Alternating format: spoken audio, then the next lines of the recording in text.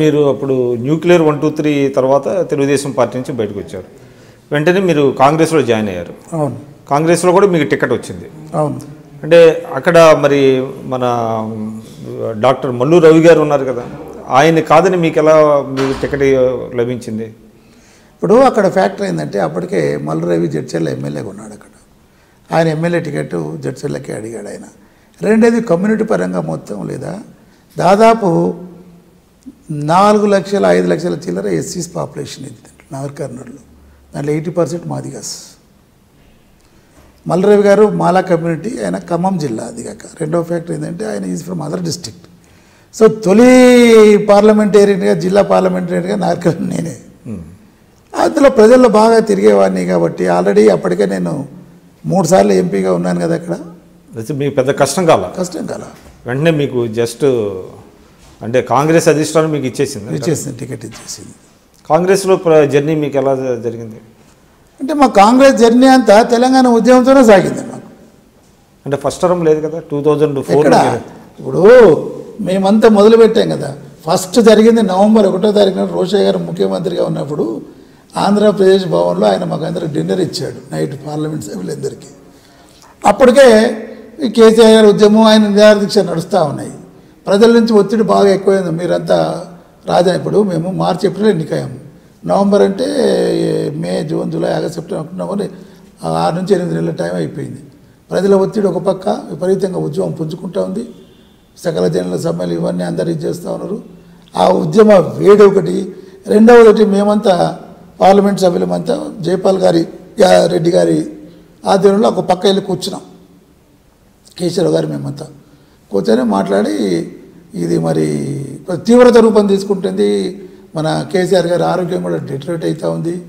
ఇవన్నీ దీంట్లో మేము అనుకున్నాం ఇది మన నైతిక బాధ్యత, తెలంగాణ ప్రాంత పార్లమెంట్ సభ్యులమయ్యండి, సరే పార్టీలు ఇడిచిపెడదాం. ఒక పక్క కేసీఆర్ గారు లాంటి వాళ్ళు కూడా ఏమైనా అవుతాయంటే బాగుండదు కదా. ఏమి ఆయన ఒక క్రెడిబిలిటీ ఉన్న నాయకుడు, లీడరు, ఇంత పెద్ద ఉద్యమాన్ని నడుపుతున్న నాయకుడు కాబట్టి మన బాధ్యత మనం నిర్వర్తించాలని అప్పటికప్పుడు కేశవరావు గారు ప్రణబ్ ముఖర్జీ గారితో అపాయింట్మెంట్ తీసుకున్నారు. నైట్ దాదాపు 11-12 ప్రాంతాల్లో మాట్లాడాం. ఆయన కూడా మీరు వెళ్ళండి, నేను కూడా మేడం చెప్తా అన్నారు. ఆ ప్రక్రియ అలాగ స్టార్ట్ అయినది నిరంతరం ఉద్యమంతోనే సాగిపోయింది. అంటే ఆ 5 years మీకు కాంగ్రెస్లో ఉద్యమమే కదా, ఒడిదుడుకులుగానే. ఒడిదుడుకులే. మమ్మల్ని పార్లమెంట్ సస్పెండ్ చేసిరి. మమ్మల్ని ఫస్ట్ టైం స్వపార్టీకి సంబంధించిన వాళ్ళని ఇది చేయించడము, సాంప్రదాయాలకు విరుద్ధంగా సెంట్రల్లో ప్రెసిడెంట్ మాట్లాడేటప్పుడు లేదా మేము అల్లరల్లరి చేసాం తెలంగాణ ప్రాంత పార్లమెంట్ సభ్యులమంతా. అది సాంప్రదాయాన్ని విరుద్ధంగానే చేసాము. ఈ విధంగా సోనియా గాంధీ మా అధ్యక్షులు అక్కడ ఉన్నాయని ఒకనాడు మా ఎదురుకొని ఎల్కాద్వాన్ కలిసి ఏమమ్మా సభ సహజావు చదవటానికి మేమెవరు సహకరిస్తుంటే మీ సొంత పార్లమెంట్ సభ్యులే మీ సభను జరగనిట్లేదు చెప్పి ఆయన మా ముందే అన్నారు. ఆయన కానీ మేము భయపడలేం. మేము మా దేశమంతా మనోభావాలకు అనుగుణంగా మీరు అనుగుణంగా ఇక్కడ మేము రూలింగ్ పార్టీలో ఉన్న వాళ్ళం ఒత్తిడికి తీసుకొస్తే తప్ప తెలంగాణ రాష్ట్రం సిద్ధించదు అన్న భావంతోన ఒక పక్క ప్రజాభిప్రాయంతో తోడు పార్లమెంట్లో ఒత్తిడి పెంచాలి కదా. అక్కడ మొత్తం దేశానికి తెలవాలి కదా. అది పార్లమెంటే ఫోరం, ఎందుకంటే అన్ని ప్రాంతాలకు సంబంధించిన పార్లమెంట్ సభ్యులు అక్కడ ఉంటారు కాబట్టి. సో ఆ విధంగా మొత్తము మాకు పార్టీ ఎన్నడూ కూడా మా భావాలు వినేది, మమ్మల్ని నచ్చజెప్పే ప్రయత్నం చేసేవాళ్ళు. కానీ మేము యాక్షన్ అడిగేవాళ్ళం. మీరు యాక్షన్ చూపించండి, మాకు మాటలు కథలు చెప్పడం కాదు. పలుమార్లు కాంగ్రెస్ పార్టీ చెప్పిన వాయిదాలను దాటవేస్తూ పోయింది. అందుకని అల్టిమేట్లీ నేను, వివేక్ గారు, కేశవరావు గారు టీఆర్ఎస్ పార్టీలకు రావడం జరిగింది మేము. సో ఈ విధంగా సజావుగానే అనేది చెప్పాలి. ఎందుకంటే పార్టీ మమ్మల్ని ఎంత ఉద్యమం చేస్తున్నా కానీ లేదా ఒకసారి సస్పెండ్ చేయించడం తప్ప ఎటువంటి మా మీద ఆక్షన్లు పెట్టలేదు. మమ్మల్ని అంటే ఎక్కువ స్వేచ్ఛ ఎక్కువ ఉందంటారా కాంగ్రెస్ పార్టీ? మరి ఒక పక్క ఆంధ్ర ప్రాంత నాయకులు కూడా అల్లరి చేశారు కదా.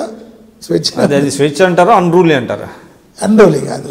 ప్రజల యొక్క ఉద్దేశాలను పార్లమెంట్ దృష్టికి పొలుచుకోవడం అన్రూలీ ఎట్టవుతుంది చెప్పండి.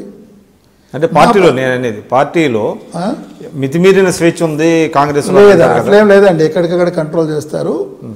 అదేంటంటే ప్రజల భావాలని ప్రభుత్వం దృష్టికి, పార్టీ అధినేత దృష్టికి తీసుకుపోవడం అతి స్వేచ్ఛ ఎలా అవుతుందండి? అది కాదు కదా. అది ఒకటేమో ఒక రకమైన ఫ్రీడమ్ అని చెప్పొచ్చు దాన్ని. సో కాంగ్రెస్లో ఎక్కువ ఫ్రీడమ్ ఉందంట. డెఫినెట్గా చెప్పొచ్చండి, డెఫినెట్గా చెప్పొచ్చు.